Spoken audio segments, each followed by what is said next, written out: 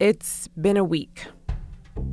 For a while there, it felt like war was around the corner for Iran and the U.S. If they do anything, they will suffer greatly. We'll see what happens with Iran. It's going to be a bad problem for Iran if something happens, I can tell you that. They're not going to be happy. They are not going to be happy people. Okay? And then the U.S. walked it back. We do not want the situation to escalate. This is about deterrence, not about war. But not before they put everyone on edge, especially in Iran. Every morning we come into work.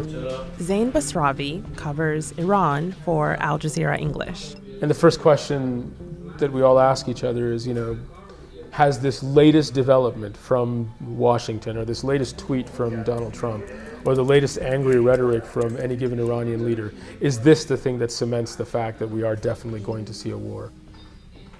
This latest reporting stint in Tehran has been eventful. He was actually sent there to cover some floods, and it just kept going. So far, this is my 45th straight day. Wow. So, yeah. But this is the longest I've been here, and I think the reason that that's the case is because no one's really certain what's going to happen next. That feeling, waiting for the other shoe to drop, it wasn't just in Tehran. Kimberly Halkett is our White House correspondent. Earlier this week, she was feeling it too. Using the barometer of my reporting in Washington, this does feel precarious. It feels like we're on a precipice. I'm Malika Bilal, and this is The Take.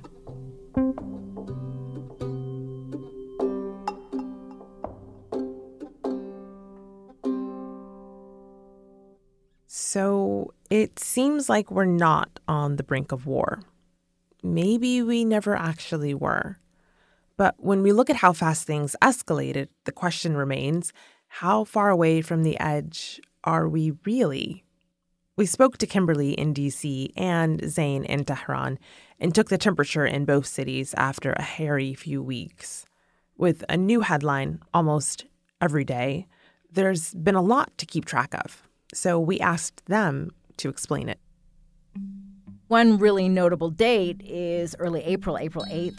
Today, the United States is continuing to build its maximum pressure campaign. That's when the U.S. Secretary of State Mike Pompeo announced a plan to designate the Islamic Revolutionary Guard Corps, which is a branch of the Iranian armed forces, as a foreign terrorist organization in accordance with Section 219 of the Immigration and Nationality Act. On April 30th, Iran passes a tit-for-tat law declaring all U.S. forces in the Middle East terrorists and calling the U.S. government a sponsor of terrorism. At this point, sanctions on Iranian oil have been ramping up for more than a year. But some countries were still allowed to buy it because they were given an exception. They got waivers. And then on May 2nd, those waivers expired. So now any country that tries to buy Iranian crude will face U.S. sanctions. May 5th, National Security Advisor John Bolton announces the deployment of a carrier strike group to the region. And it just continues. On May 8th, the United States announces new sanctions on Iran's industrial metals like steel and copper, and that is a major part of its export economy. We believe that escalation by the United States is unacceptable and uncalled for. We have to exercise maximum restraint, as you pointed out. And then in response to the new sanctions, Iran effectively threw this red flag onto the field and set a 60-day deadline for other countries in the nuclear deal, basically saying, okay, you guys need to step up and find a way to protect us from these sanctions. The U.S. government approves the deployment of a Patriot missile defense battery and another warship to the Middle East. And that's a whole bunch of warships, a group of bombers and missiles, all on their way to the Gulf. Then May 12th happened, and this is the kind of initiating incident for all of this. This is where things really started to pick up.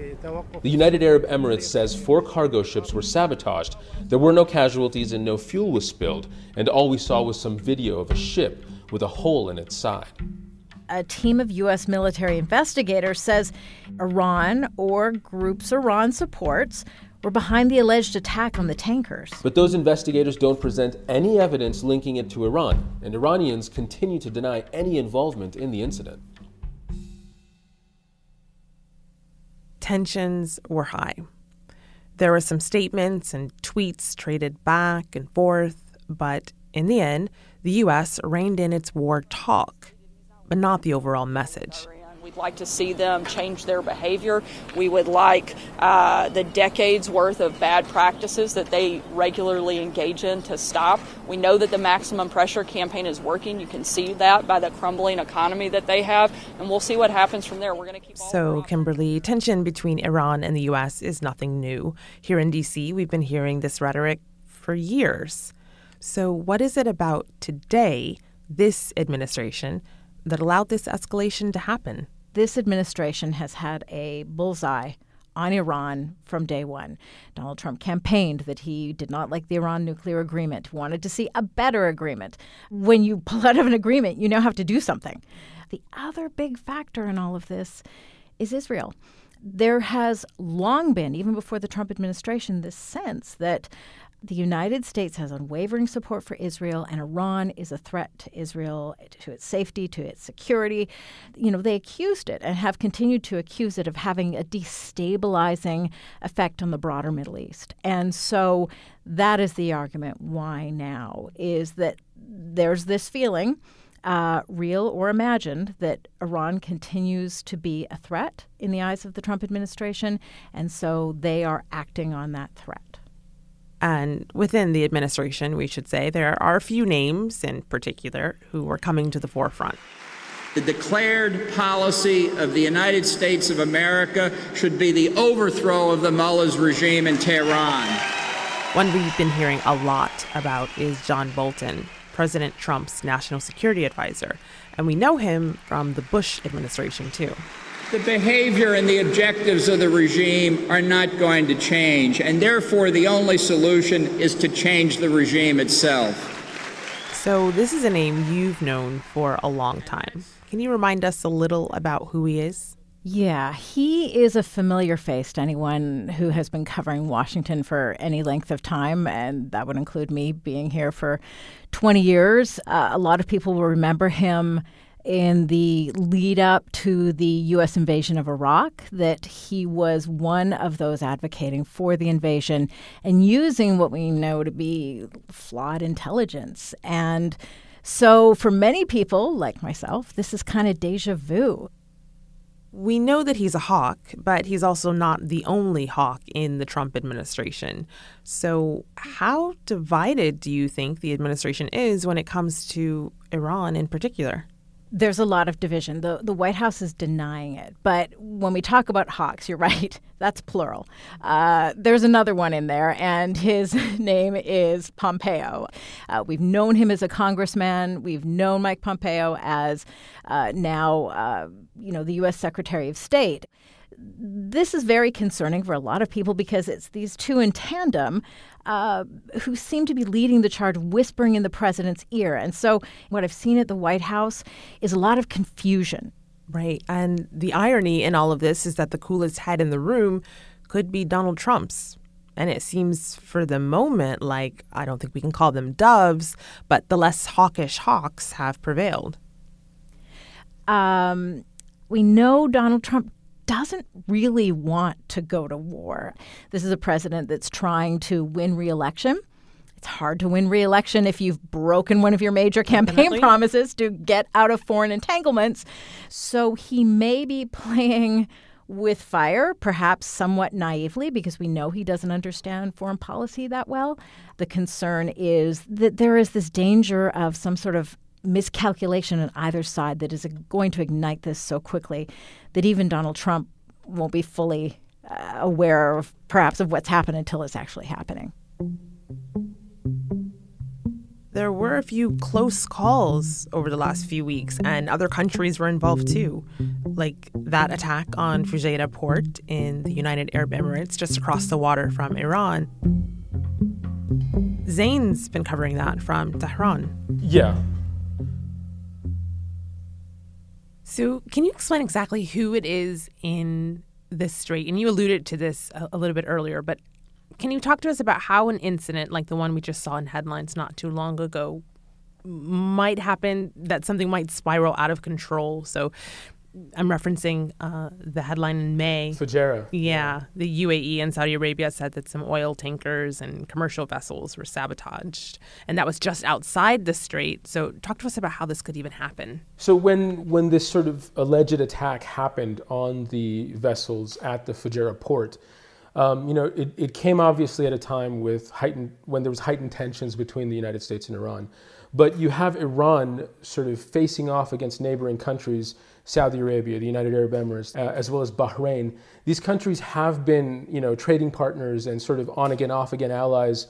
But at the moment, they're no friend to Iran. The incident just came across as kind of frightening because there just wasn't enough information to understand what had happened. As the pictures emerged, as the information slowly started to come out about how many boats were affected, I think people started to realize that this could, if we don't treat this with a certain degree of sensitivity, it could be something that sparks a much wider conflict. Iran's leverage in all this is the Strait of Hormuz. This narrow body of water that separates Iran from the Arabian Peninsula, where you can really get a sense of how these adversaries bump so close to each other, and all the shipping traffic, which means huge amounts of oil from the region has to go through there. This is one of the most economically important pieces of water in the world. And you went there this month. What was it like being there? What is most striking is when you're on the boat and sort of sailing out, it feels very big. The expanse is huge. But then you keep coming across, cargo vessels and all kinds of like oil vessels, big tankers. No matter which way you look, there's dozens all the way across the water. You really get a sense of how small this space is, especially when you consider how much traffic there is. It's like a 12-lane highway. This is as close as we can get to an Iranian warship. The Navy takes the security of its vessels very seriously, especially around the waters of the Strait of Hormuz, where boats like this have the job of policing traffic in the waterway, but also looking out for American warships.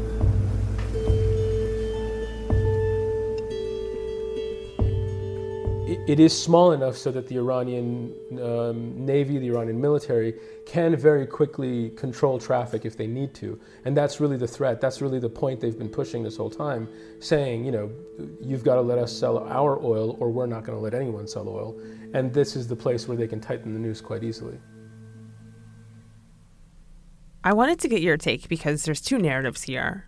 One out of the U.S. is that quote-unquote maximum pressure, and one in Iran is maximum restraint. Could you tell us a little bit more about what that means and if it lines up with what you've been seeing? So when Iranians say that they've been exercising maximum restraint, what they mean is that they haven't pulled out of the nuclear deal. They gave the other signatories a year to do something. They didn't do a thing.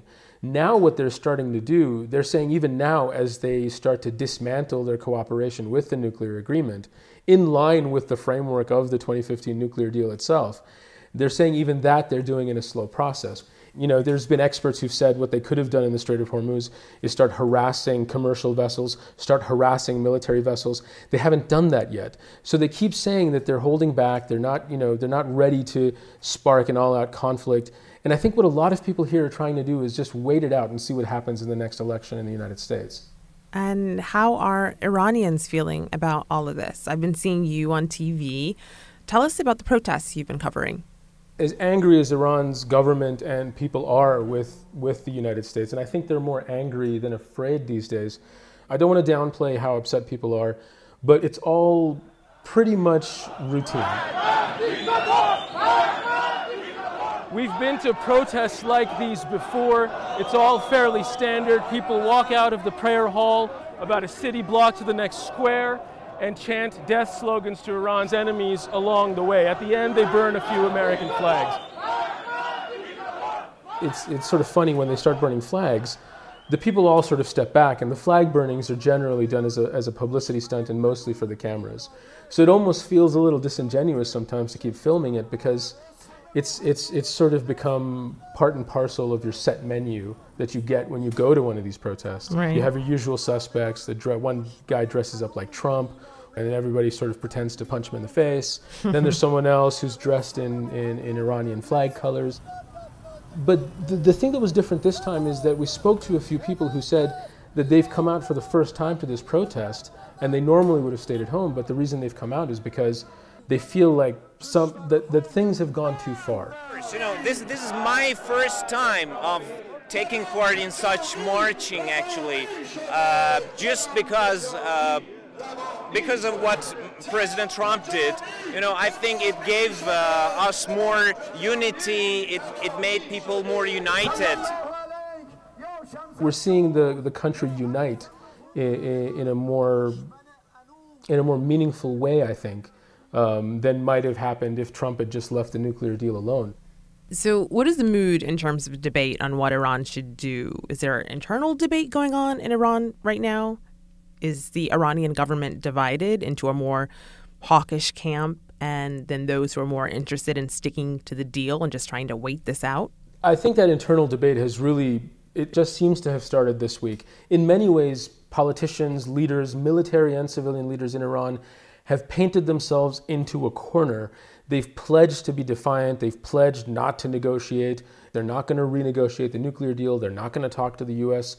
So the public mood is really something that's difficult to gauge when so much of the air in the room is taken up by what the official policy is. I have a friend who was saying that as an Iranian, he feels like it's an existential threat, but it's too far away. And the most immediate threat for a lot of people is still the economy and not being able to afford to live their lives easily in the country. But yeah, I mean, there is worry here. People are worried. Everyone you speak to on the street, their primary concern is what's going to happen next. The path forward is completely fog. It's totally covered in fog. But it's been covered in fog for decades, right? Iran and the U.S. have had no direct relationship for 40 years. There's been hostage takings, bombings, and Iran has been cagey about its nuclear program. So lots of reason for the U.S. to have real fears about Iran and also the groups it supports in the region. So what is it that's different now? Is it just the reaction from the U.S. or have Iran's actions changed too? I think you have to look at Iran in the wider context of the Middle East. What is different now is that Iran is in a much more powerful position than it was when it negotiated the nuclear deal in the first place. Iran's allies are in Iraq, in Syria, in Lebanon. It's helped out Qatar with the blockade that Saudi Arabia, the UAE, and Bahrain have carried out against it. And that is something that is, a source of frustration for countries like Saudi Arabia and the UAE and politicians in the United States who want to maintain a Saudi-centric foreign policy narrative in the Middle East. And so that's really what's different. When the United States sort of made military overtures this time, it's on its own. And Iran has a lot more friends than it used to. And I think that's something that really changes the dynamic in the region. So there's not this feeling of being on the brink of war anymore, but the possibility for it is still there. There's been talk over and over again about the potential for an accident, and there are just as many things that could trigger an escalation. It's just the reality of the neighborhood. So I know I'm asking you to speculate, but Iranians must be talking about this, and you must be asking people about this. What do you think the Iranian response would be in a confrontation? They do have the military capacity to react very quickly. And a lot of the experts we've spoken to, we ask them, what would a war between the United States and Iran look like? They know that the United States, that American firepower could level whole cities in Iran. But what they say is that they've sort of set up a mutually assured destruction kind of plan. In their analysis, what they know of with their contacts within the military, they say that Iran's military is prepared to lay waste to all of the countries that are allied with the United States in and around the waters of the Gulf and the Strait of Hormuz. But I think it depends on the scale of what happens. I think it depends on how things play out. But then again, Iran has said it will not take the first step. It will not fire the first shot.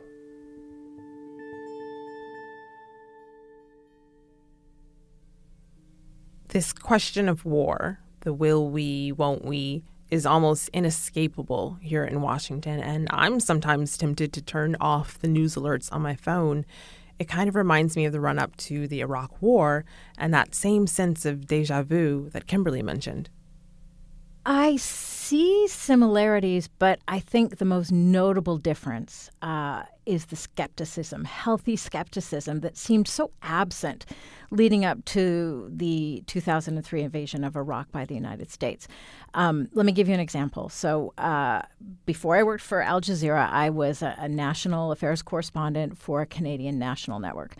And I worked inside an American news network. And Canadians tend to not like conflict. And so our reports would be very critical. And you could hear, my audio and my script coming out. And I'd walk out of the edit bay and I have sort of my colleagues, my American colleagues looking at me, giving me kind of dirty looks. Wow. And they were saying that I was anti-American, that I was being unpatriotic. It was such a different time then because it was post-September 11th attacks. So, fast forward to where we are today. There is very healthy skepticism. So we've been hearing, as you alluded to, some version of bomb Iran and threats against Iran and Iran destabilizing the region since at least the Bush administration. And we talked a lot with Zain about how Iranians are feeling more angry than fearful, but they are worried. These sanctions are causing real suffering in Iran. So for them, this time does feel different. Does it feel different to you too? Do the stakes feel higher? It's personal for me. My husband is an Iraq and Afghanistan veteran. He is currently still serving in Afghanistan. And that really puts it in perspective for me. As a journalist, you have to treat the stories objectively, and I rarely bring my family into this, but you want to just you almost want to have the opportunity to look at these lawmakers who maybe haven't been touched personally and go, are you kidding me? Like, are we really here again? When you're covering the White House, some of these policymakers do show up on the lawn or on the driveway, and you do have the opportunity to question them. And I'm not sure I'm going to be able to be on my best behavior much longer. And it's my duty to not be on my best behavior. Mm-hmm. It's my duty to shout the questions for all the people at home and all the people, around the world. The U.S. Congress makes decisions for the world. And I don't think that Americans fully understand that sometimes, but